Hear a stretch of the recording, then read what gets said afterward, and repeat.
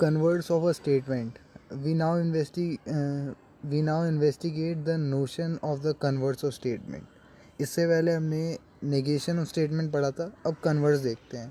For this we need the notion of compound statement, that is a statement which is combined of simpler statement, है ना. जैसे compound interest होता है वो total interest सभी interest को सम करके आता है, वैसे ही कंपाउंड स्टेटमेंट जो है वो एक से ज़्यादा स्टेटमेंट को मिला के बनाए जाते हैं. और there are many ways of creating compound statement, मगर हम कुछ फोकस करेंगे simply two statement simple statements को कनेक्ट करने में जो इफ़ या देन से कनेक्ट हो रही हों.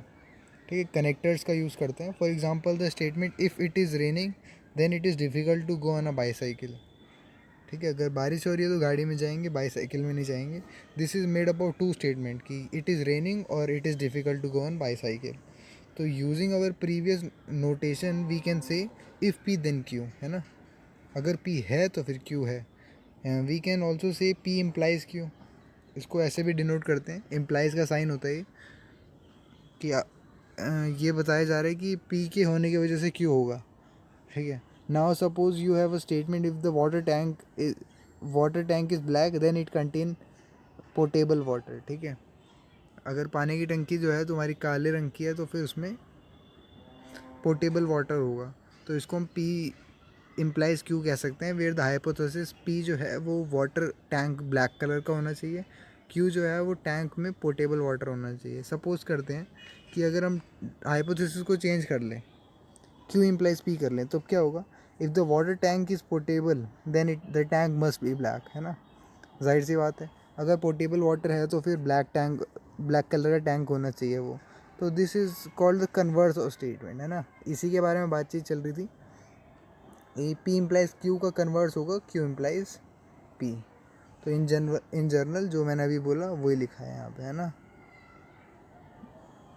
ठीक है, एग्जाम्पल से समझते हैं. Write a converse of the following statement. पहला है if Jamila is riding a bicycle then 17 August falls on Sunday.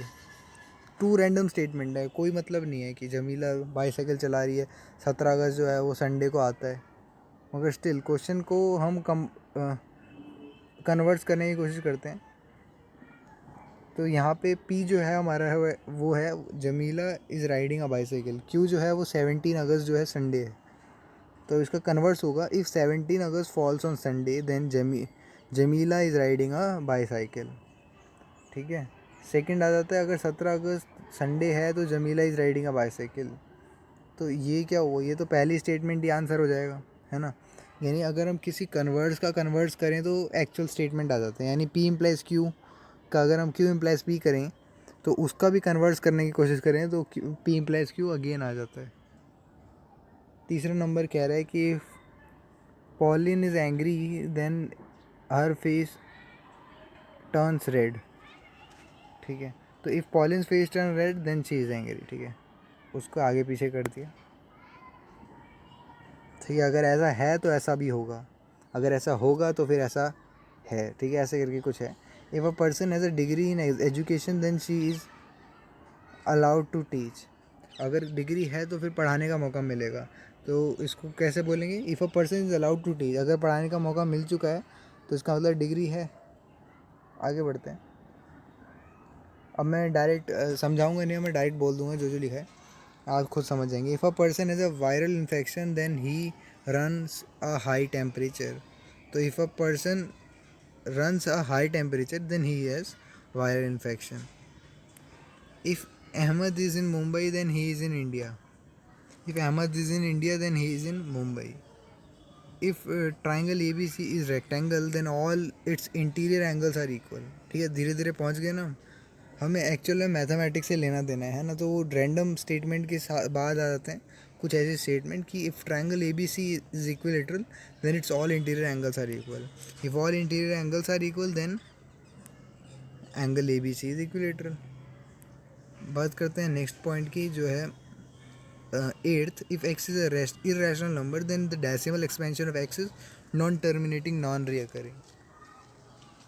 तो if decimal expansion of x is non-terminating non-recurring then x is a rational number. आखिरी है if x minus a is a factor of polynomial px, then pa is equals to 0. ठीक है, if pa is equals to 0 then x minus a is the factor of polynomial px. तो हमने देखा कि कैसे आगे पीछे हो रही हैं स्टेटमेंट्स, है ना. एग्जाम्पल 14 से भी देखते हैं, थोड़ा आगे बढ़ते हैं. ज्योमेट्री में भी बहुत सी सिचुएशन ऐसी होती हैं, अगर पहला ट्रू होता है दूसरा भी ट्रू होता है, यानी कन्वर्स ऑफ, जैसे आपने थ्योरम का भी देखा होगा, कन्वर्स ऑफ थ्योरम ट्रू होती हैं. State the converse of the following statements.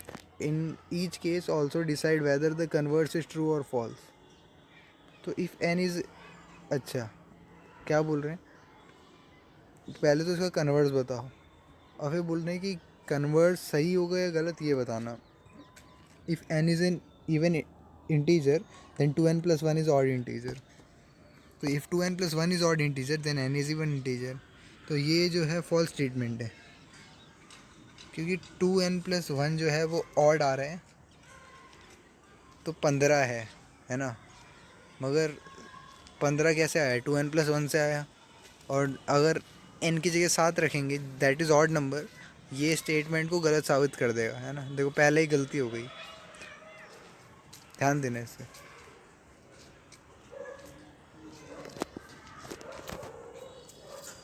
If a decimal expansion of real number is terminating then the number is rational.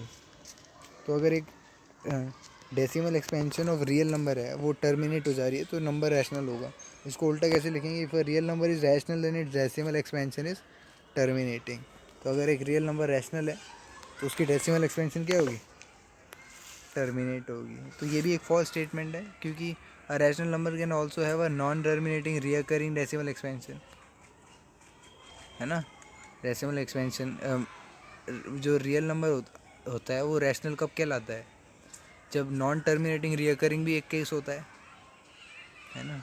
Terminate तो ठीक है, अगर टर्मिनेट नहीं हो रहा है तो रिपीट होना चाहिए, तो वो वाला केस इन्होंने नहीं कंसीडर करा, इस वजह से ये भी फॉल्स हो जाएगा. थर्ड है, for transversal intersect two parallel line then each pair of corresponding angle is equal. बोल रहे हैं कि अगर ट्रांसवर्सल जो है वो इंटरसेक्ट कर रहा है टू पैरेलल लाइंस को, है. ट्रांसवर्सल क्या होता है, एक लाइन जो पैरेलल लाइंस को काटता हुआ जाता है ना, इंटरसेक्ट करता है. Then each pair of corresponding angle is equal. क्या बोलेंगे, कन्वर्स क्या है, if a transversal intersect two lines in such a way that the pair of corresponding angles are equal then two lines are parallel. तो ये हमने assume करा है bye axiom. Axiom बोले यानी प्रूव नहीं कर सकते. 6.4 जो कि 9th क्लास में था, तो ये स्टेटमेंट एकदम सही है. अगला है, if each pair of opposite side of quadrilateral is equal then the quadrilateral is parallelogram. तो अगर क्वाड्रिलेटर एक पैरेललोग्राम है तो each pair of opposite side जो होंगी इक्वल होंगी, ये भी ट्रू है. थ्योरम, जो थ्योरम होती हैं उसके कन्वर्स ट्रू होते हैं अक्सर, ठीक है. If two triangles are congruent then their corresponding angles are equal. तो अगर corresponding angles of two triangles are equal then they are congruent, ये अलग केस हो गया. तो इसमें क्या है, फॉल्स हो जाएगा. The statement is false, we leave it to you for suitable counter example. ठीक है, हम पे छोड़ते हैं. क्वेश्चन क्या कह रहे हैं कि अगर टू ट्राइंगल कॉन्ग्रुएंट हैं तो उनकी कॉरस्पॉन्डिंग एंगल्स इक्वल होंगे, है ना. और आपको पता है कि सिमिलर के भी यही क्राइटेरिया होता है, कॉरस्पॉन्डिंग एंगल्स इक्वल होना. तो हम सिर्फ कॉरस्पॉन्डिंग एंगल्स को देख के नहीं बता सकते कि ट्राइंगल कॉन्ग्रुएंट है ना. कोई ना कोई थ्योरम तो सेटिस्फाई होनी चाहिए ना. एंगल से तो सिमिलर भी होता है, इसलिए ये जो हम पे छोड़ा है वो मैंने तुम्हें बता दिया. तो A1.5 जो है तुम्हारे लिए होमवर्क हो जाएगी, इसको करके देखना. प्रूव बाय कॉन्ट्राडिक्शन बता देता हूँ.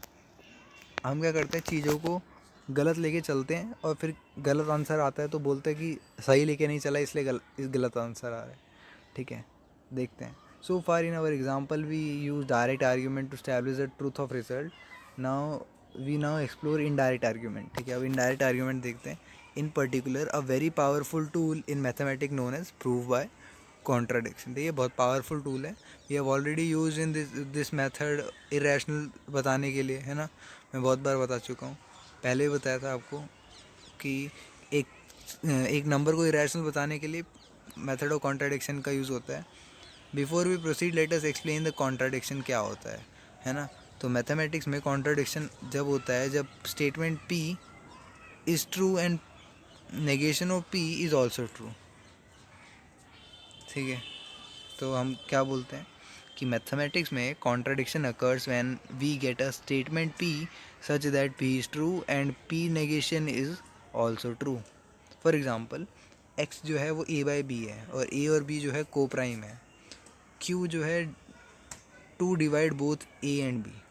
तो if we assume P is true, अगर हमने मान लिया पी सही है and also manage to show that Q is true, then we have arrive to a contradiction, है ना। क्या बोल रहे हैं, ए और बी को प्राइम है, यानी ए और बी में कोई कॉमन फैक्टर नहीं है, पी ऐसा बोल रहा है।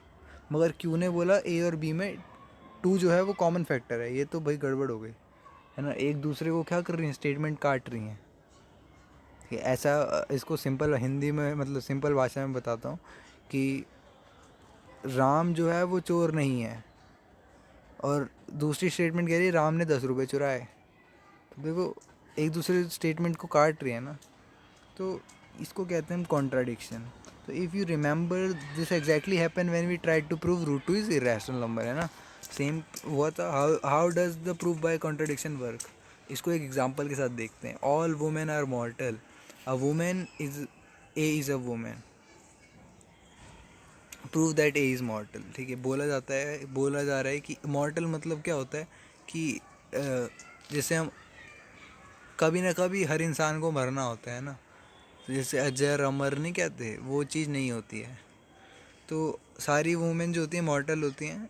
ए इज़ अ वुमेन, दूसरा कह रहे ए is a women, prove that A is मॉर्टल, तो ए भी मॉर्टल है, ये प्रूव करो। तो even though this is a rather easy example, let us see how we can prove this by contradiction. तो इसको प्रूव करते हैं कॉन्ट्राडिक्शन से। पहला पॉइंट कह रहा है कि अज्यूम करते हैं we want to establish the truth of statement P, here we want to show that P A is mortal. ठीक है, हमें ए इज़ मॉर्टल शो करना है। जैसे टू प्रूफ लिखते हैं ना, तो वही है। So we begin to assume that the statement is not true, that is we assume that the negation of p is true, है ना। तो स्टार्ट करते हैं कि ए जो है वो गलत है, हमें ए को ट्रू करना था, तो हम मान के चलते ए जो है वो फॉल्स है, तो इसका मतलब उसका नेगेशन ट्रू होगा, तो ए इज़ नॉट मॉर्टल। तो when then proceed to carry out a serial of logical deduction based on the truth of negation of p, क्योंकि ए जो है वो नॉट मॉर्टल है। अब हमें उसका काउंटर एग्जांपल क्या मिल गया, ऑल वुमेन आर मॉर्टल। तो hence it is false that all women are mortal. इसका मतलब भाई सारी वुमेन, जब एक वुमेन जो है वो इमॉर्टल आ गई, इसका मतलब सारी वुमेन मॉर्टल कैसे हो सकती हैं। तो if this leads to contradiction, then the contradiction arises because of our faulty assumption that P is not true, है ना। इस वजह से हुआ क्योंकि हमने पी को नॉट ट्रू माना। तो ये कॉन्ट्राडिक्शन है। Since we have shown that the statement all women are mortal and its negation all not all women are mortal is true at the same time. तो ये जो है इसका मतलब हमने कहीं ना कहीं गलत एजम्पशन करी है। Therefore our assumption is wrong, P has to be true, P को सही होना पड़ेगा। सो ए इज़ मॉर्टल, तो ए मॉर्टल हो जाएगा। Let us now look at the example. देखिए ये छोटा सा क्वेश्चन था, है ना। सिंपल भाषा में बोलूँ तो मैंने बोला कि सारी वुमेन जो होती हैं मॉर्टल होती हैं, है ना। मॉर्टल आपको बता दिया, मतलब हर इंसान को कभी ना कभी मरना होता है, तो उनका भी अंत निश्चित है, जैसे हर इंसान है ना सबका। तो मतलब अजर अमर नहीं होता कोई, ठीक है। तो ये प्रूव करना था कि ए जो है वो ए एक वुमेन है जो कि मॉर्टल है, ये प्रूव करना था। तो कैसे करेंगे, मान लेते हैं कि ए जो है वो इमॉर्टल है, इसका मतलब सारी वुमेन नहीं बची, मतलब एक तो इमॉर्टल निकली, है ना। तो ये कॉन्ट्रडिक्शन हो गया बस। एग्जाम्पल 15 कह रहे हैं the product of non zero rational numbers and a rational number is irrational. तो हमें इस पता लगाने की सही है कि नहीं।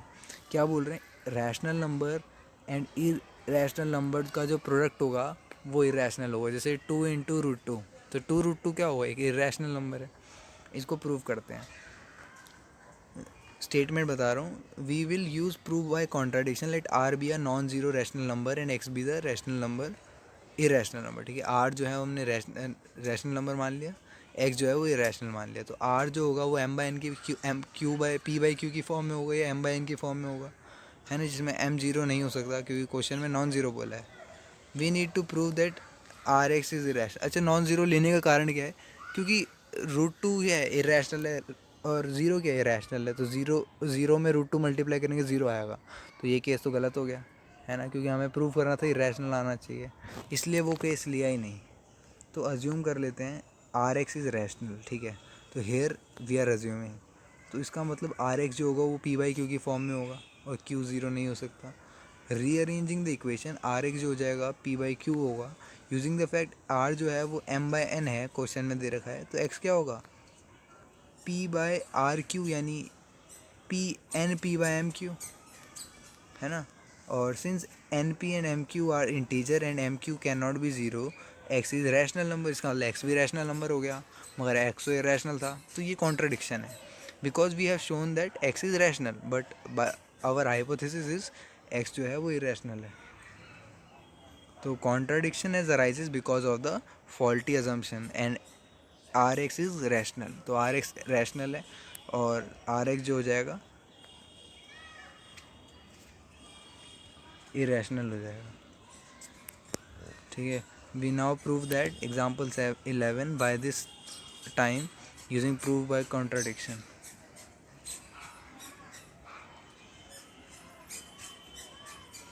The prove is given below. तो let us assume that this is not true,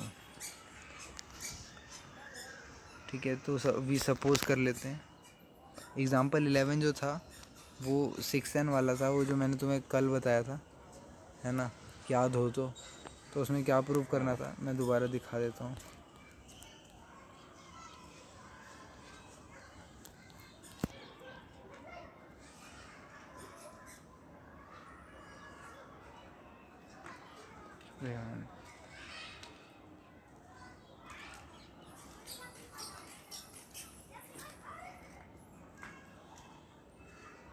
हाँ, तो every prime number greater than 3 is of the form 6k+1 और 6k+5 where k is some integer.